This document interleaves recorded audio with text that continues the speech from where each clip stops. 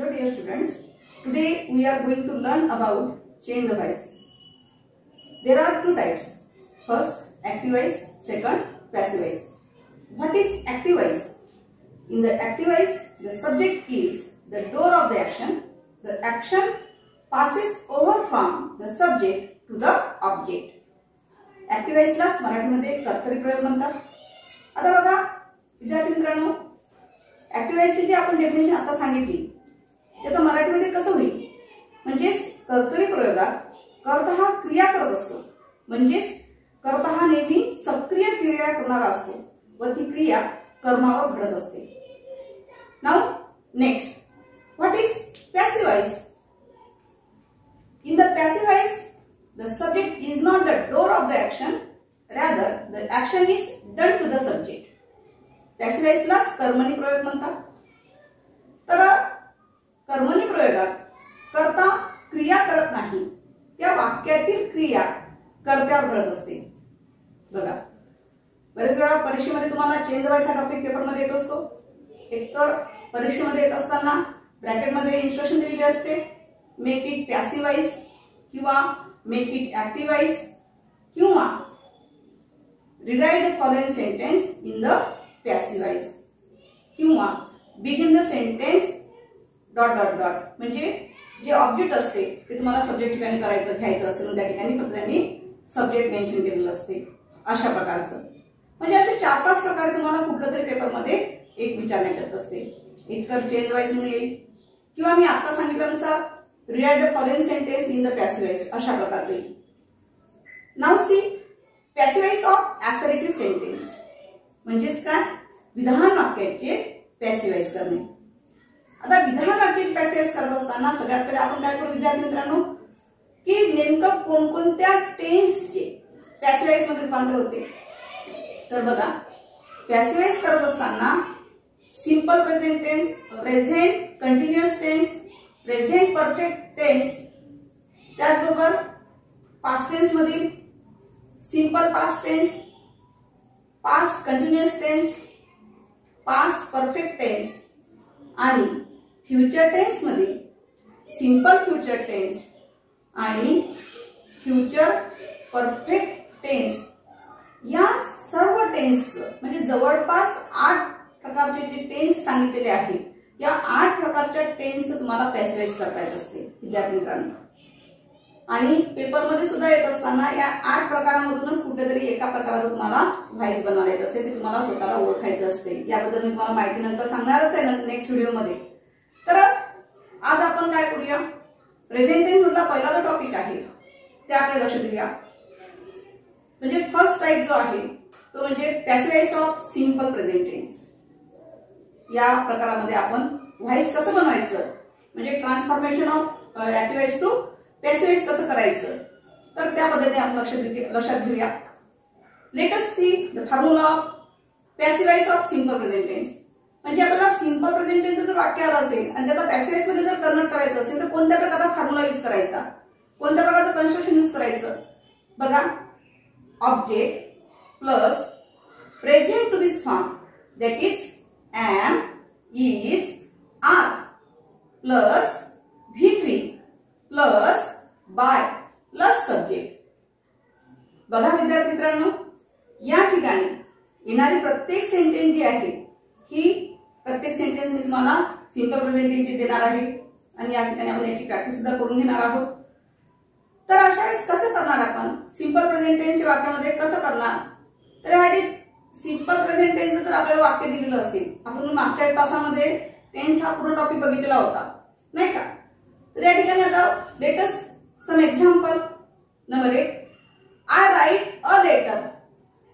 आता बघा दिलेल्या वाक्यात आय जो आहे या वाक्यामध्ये आय हा काय वापरलेला आहे? सब्जेक्ट म्हणून वापरलेला आहे. राईट जे आहे, राईट काय डिनोट करते आहे? V1 डिनोट करते आहे, म्हणजे प्रेझेंट फॉर्म वर्ब दिसते तुम्हाला. आणि अ लेटर जे आहे तर ते अ लेटर हे काय आहे? ऑब्जेक्ट आहे. तर आता गिव्हन द फॉर्म्युला, जो फॉर्म्युला तुम्हाला दिलेला आहे याच्यानुसार आपल्याला काय करायचं? पॅसिव्ह वॉइस मध्ये मोड करायचं आहे. म्हणजेच कसं होईल बघा, सगळ्यात पहिले ऑब्जेक्ट घ्यायचा आहे. ऑब्जेक्ट कोणता आहे? अ लेटर आहे.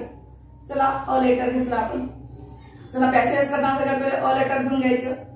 आता अ लेटर घेतल्यानंतर काय करायचं, कारण हा पॅसिव्हाइज मधला अ लेटर हा काय झाला, हा पॅसिव्हाइज मधला अ लेटर जो आहे तो अ लेटर हे काय झालेला आहे, सब्जेक्ट म्हणून आलेला आहे. म्हणजे तुम्हाला टू बी रूप वापरताना तुम्ही गोंधळून जाऊ नये म्हणून एक गोष्ट ट्रिक्स लक्षात ठेवा. ज्यावेळेस आपण पॅसिव्हाइज करत असताना जर सब्जेक्ट सिंग्युलर येत असेल तर प्रेझेंट टेन्स मध्ये टू बी रूप त्यासमोर काय वापरायचं आहे, इज घ्यायचं असते विद्यार्थी मित्रांनो. जरी तो ऍक्टिव्हाइज मध्ये दिलेल्या वाक्यामध्ये ऑब्जेक्टच्या जागी जरी येत असेल तरी देखील when you are doing in passivise sentence, जर वाक्य आपल्याला पॅसिव्हाइज मध्ये करायचं असेल तुम्ही करत असाल तर त्यावेळेला त्या वाक्यातले जे ऑब्जेक्ट आहे ते सब्जेक्ट म्हणून पॅसिव्हाइज मध्ये येत असते. आणि आपल्याला जर आपलं अचूक टू बी रूप जर घ्यायचं असेल तर ह्यासाठी ट्रिक्स अतिशय महत्वाची आहे विद्यार्थी मित्रांनो.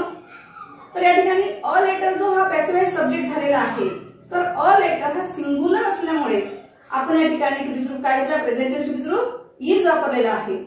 त्यानंतर दिलेल्या वाक्यातले जे वर्ब आहे ते प्रेझेंट फॉर्म ऑफ वर्ब आलेला आहे, म्हणजे क्रियापदाचं पहिलं रूप आहे राईट. आपल्याला कोणतं करायचं आहे, थर्ड फॉर्म ऑफ वर्ब घ्यायचं आहे. म्हणजेच या ठिकाणी राईटचं तिसरं रूप काय आहे, रिटर्न. म्हणून तुम्हाला या ठिकाणी काय घ्यायचं आहे, रिटर्न घ्यायचं आहे. त्यानंतर बाय वापरायचा. बाय घेतल्यानंतर दिलेल्या वाक्याचा जो सब्जेक्ट आहे त्याला ऑब्जेक्ट ठिकाणी घेऊन जायचे आपल्याला. म्हणजे जे काही प्रोनाउन्स असतात, जसं सुरुवातीला सब्जेक्ट मध्ये आय आलेला आहे तर बायच्या नंतर त्याचा बदल काय होईल, मी होईल. म्हणजेच आपण बाय नंतर काय घेणार, मी. ऍक्टिव्हाइज मध्ये प्रोनाउन्स असतात त्याचाच बदल पॅसिव्हाइज मध्ये कसा होतो, म्हणजे जसं ऍक्टिव्हाइज मध्ये आय जर प्रोनाउन्स आलं असेल तर बाय नंतर काय घ्यायचं पॅसिव्हाइज मध्ये, मी. जर ऍक्टिव्हाइज मध्ये वी आलं असेल तर बाय नंतर काय होईल, अस. जर ऍक्टिव्हाइज मध्ये सब्जेक्ट म्हणून जर ही आला असेल तर बाय नंतर हिम. जर ऍक्टिव्हाइज मध्ये सब्जेक्ट म्हणून शी आला असेल तर बाय नंतर तुम्हाला काय घ्यावं लागेल, हर घ्यावं लागेल. जर ऍक्टिव्हाइज मध्ये जो सब्जेक्ट असेल दे आला असेल, ऍक्टिव्हाइज मध्ये जर सब्जेक्ट दे आला असेल तर बाय नंतर त्याचा बदल काय होईल, देम होईल. जर ऍक्टिव्हाइज मध्ये सब्जेक्ट यू आला असेल तर यूचं बाय नंतर कन्व्हर्शन कशात होईल, यू बाय यू. अशा प्रकारचं. आणि इव्हन एक लक्षात ठेवायचं विद्यार्थी मित्रांनो, कुठलंही नाव आलं असेल किंवा नाऊन आलं असेल तर अशा वेळेला त्या ठिकाणी जर रामा आला असेल, ऍक्टिव्हाइज मध्ये सब्जेक्ट रामा आला असेल तर बाय नंतर सुद्धा त्याचा बदल काय करायचं, तुम्हाला रामाच घ्यायचा आहे. म्हणजे कुठलंही त्या ठिकाणी नाऊन आलं असेल तर जो शब्द आलेला असेल तोच शब्द तुम्हाला बाय नंतर वापरायचा असतो, त्याचा बदल करायचा नसतो. फक्त बदल पुन्हा होतो जे प्रोनाउन्स सब्जेक्ट म्हणून आलेले असतात, सब्जेक्ट ठिकाणी जे प्रोनाउन्स आलेले असतात त्याचाच बदल मी त्या टेबलनुसार तुम्हाला करायचा असतो. आणि तो पाठ करून ठेवा विद्यार्थी मित्रांनो, म्हणजे पेपरमध्ये तुम्हाला काही लक्षात येईल, म्हणजे ती तुम्हाला ट्रिक सोपी जाईल. ठीक आहे. Now next sentence, the cow it's the corn.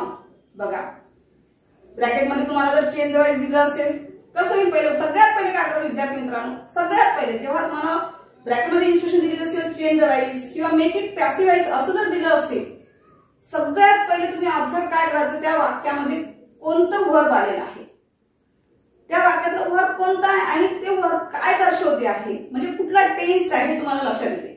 जसं मी तुम्हाला आता सांगितलं आपण जे बघत आहोत हे आज आपण सिंपल प्रेझेंटेन्सचे वाक्य बघत आहोत. पॅसिव्हाइज कसं करायचं सिंपल प्रेझेंटेन्सच्या वाक्याचं, म्हणजे अर्थातच तो जे वर्ब आहे ते कोणत्या टेन्स मध्ये राहणार आहे, सिंपल प्रेझेंट टेन्स मध्ये राहणार आहे. बरोबर आहे. म्हणजे वर्ब सुद्धा कसं आहे, प्रेझेंट फॉर्म मध्येच राहणार आहे. पण तुम्हाला जेवढे 8 प्रकारच्या वाक्यामधून कोणतेही वाक्य पेपरमध्ये राहील त्यावेळेस सांगत आहे की कशा प्रकारे तुम्ही ते लक्षात घ्यायचं आहे, म्हणजे ते ट्रिक्स लक्षात ठेवा विद्यार्थी मित्रांनो. बघा आता दिलेल्या वाक्यामध्ये वाक्य कसं आहे, the cow it's the corn आहे, म्हणजे या ठिकाणी वर्ब कोणता आहे, इट्स आहे. बरोबर आहे. तर या ठिकाणी जो सब्जेक्ट दिसतो आहे, सब्जेक्ट कोणता आहे, द काऊ. द काऊ हा पूर्ण स्पेसिफिक सब्जेक्ट झालेला आहे, त्याच्यामुळे द काऊला सब्जेक्ट समजायचं. इट्स ए वर्ब आहे, म्हणजे फर्स्ट फॉर्म ऑफ वर्ब आलेला आहे. आणि त्यानंतर द कॉर्न जे दिलेलं आहे ते कॉर्न हे काय झालं वाक्यामध्ये ऑब्जेक्ट झालेला आहे. म्हणजेच या ठिकाणी जो ऍक्शनिंग वर्ड आहे, क्रिया करत असणारा जो वर्ड आहे तो कोणता दिसतोय, फक्त सब्जेक्ट दिसतोय. म्हणून ते दिलेलं वाक्य कोणत्या व्हाईस मध्ये आहे, ऍक्टिव्ह व्हाईस मध्ये. लक्षात ठेवा ऍक्टिव्ह व्हाईस मध्ये जो सब्जेक्ट असतो हा नेहमी क्रिया करणारा असतो आणि करताना नेहमी कसा असतो, पॉझिटिव्ह असतो, सक्रिय ऍक्शन करणारा असतो. आणि सब्जेक्ट ज्यावेळेस ऍक्शन करत असतो त्याच वेळेस त्याचा सगळा फरक कशावर असतो, ती क्रिया कशावर अवलंबून असते, त्या ठिकाणी ऑब्जेक्टवर म्हणजे कर्म, त्याला आपण कर्म म्हणत असतो. तर बघा याचं